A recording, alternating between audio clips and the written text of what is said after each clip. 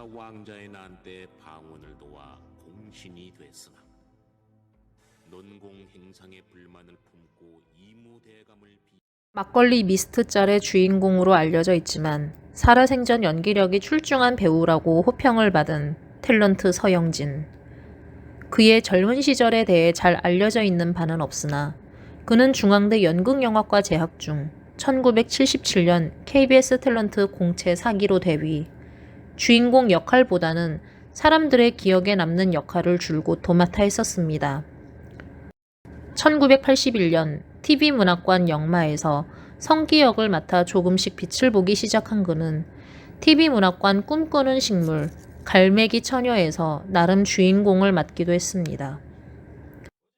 그는 만능 스포츠맨이기도 했는데 KBS 탤런트 야구팀 곰돌이 소속 강타자이기도 했고 수영은 선수 못지않은 실력의 소유자였습니다.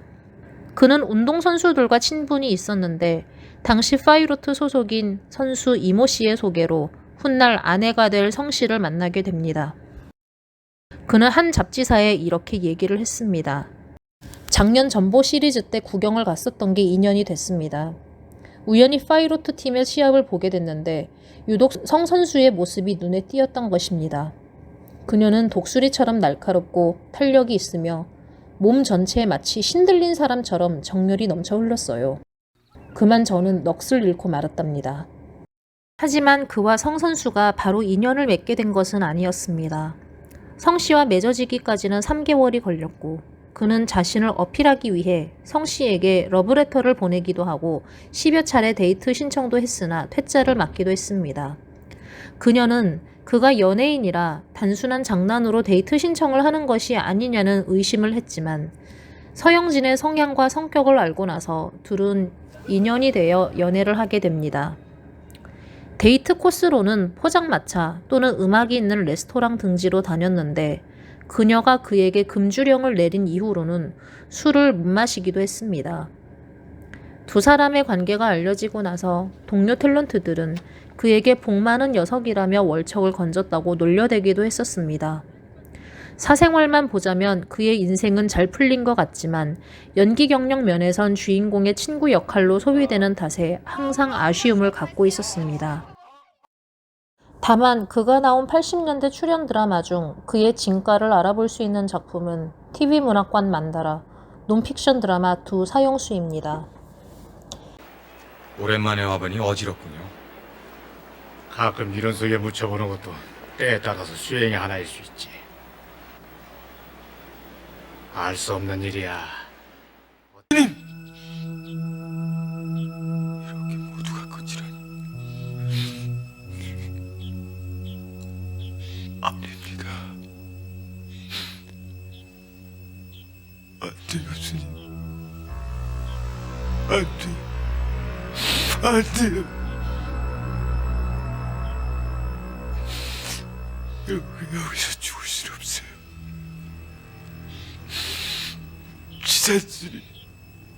지사스님. 만다라는 김성동 작가의 원작으로 영화로도 제작이 되어 유명한 작품이지만 몇몇 이들은 TV문학관 버전이 영화보다 더 낫다고 말하는 이들도 있습니다. 파괴승 지산을 통해 진정한 깨달음은 어디에서 얻을 수 있는 것인가?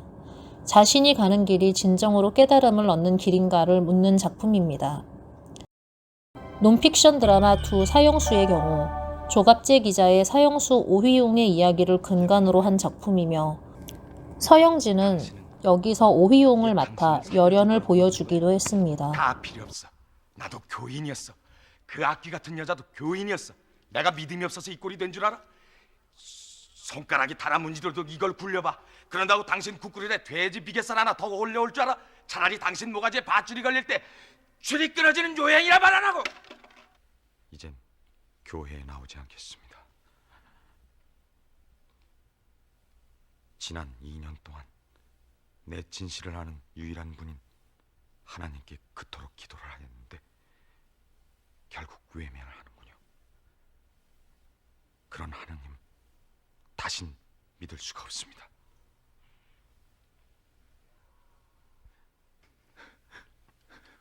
오야, 육형,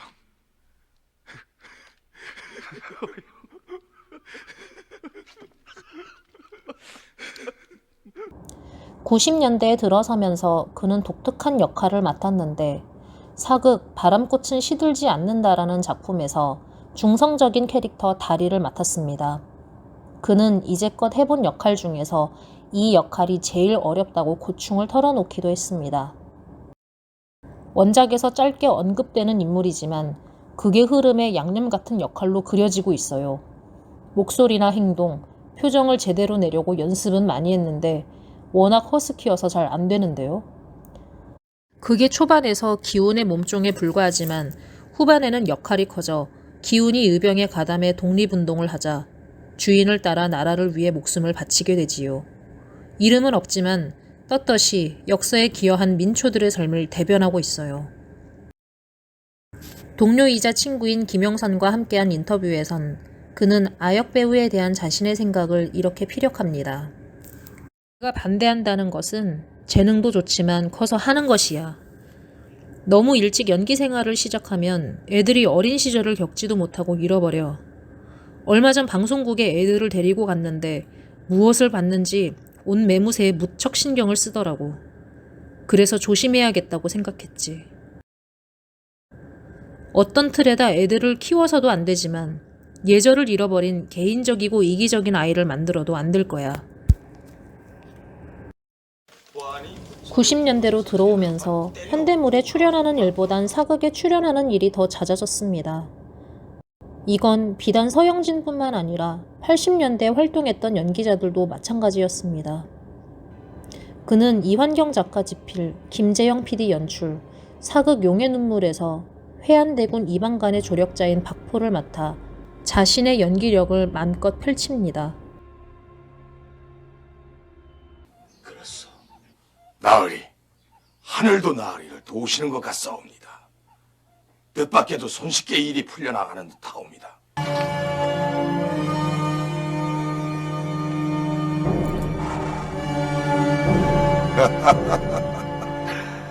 인생사 참으로 재미있구나.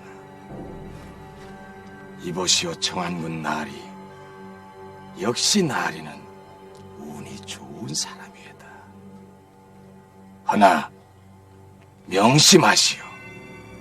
아무리 좋은 운수도 쇠할 때가 있는 법이고. 닥쳐라 이 여자놈아. 여자들 끌고 가자. 그 뭐들하느냐. 숙번이 내 이놈. 조준대감을 비롯해 모두들 나오셨구려. 난리가 났을 때는 그림자도 보이지 않더니만 이제서 이 박포를 죽이러 나오신 게요. 부정상 서영진.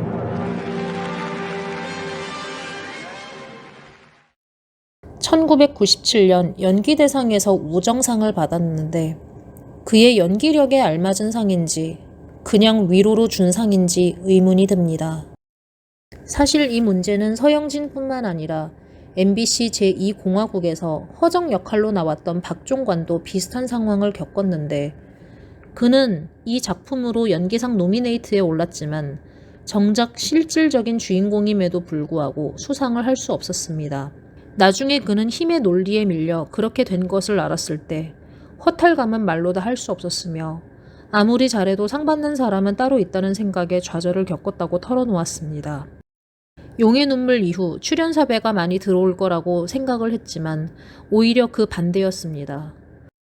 2000년대에 들어서면서 이환경 작가가 집필한 태조왕건에선 경보대사를, 유동윤 작가가 집필한 무인시대에선 종참이라는 승려를 맡았고 2005년에는 불멸의 이순신에서 구키 요시타카라는 일본 장수를 맡아 다시 한번 열연을 보여줄 거라 기대되었지만 당시 위암 수술 때문에 어쩔 수 없이 하차를 해야 했고 2006년 초 감기가 폐렴으로 발전, 폐혈증으로 이어져 중앙대 용산병원 중환자실에서 치료를 한 달여간 받다가 3월 15일 운명했습니다.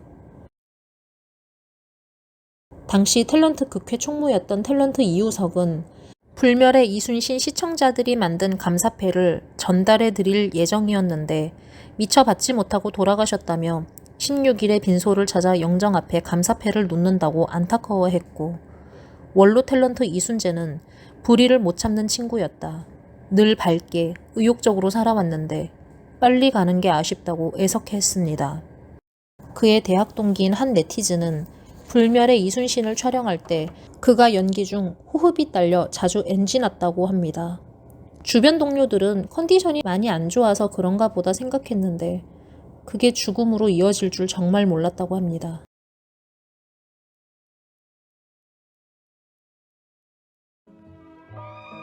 영상 제작을 하면서 아쉬운 점이 있습니다. 그가 태조왕건 종영 후 아내와 함께 아침 프로그램에 나와 인터뷰를 한 게 있습니다. 2000년대에 제작된 프로라 쉽게 구할 줄 알았는데 못 구했음이 아쉽기만 합니다. 그의 인생사나 연기 생활에서의 보람과 고충을 들을 수 있는 유일한 인터뷰였기 때문입니다.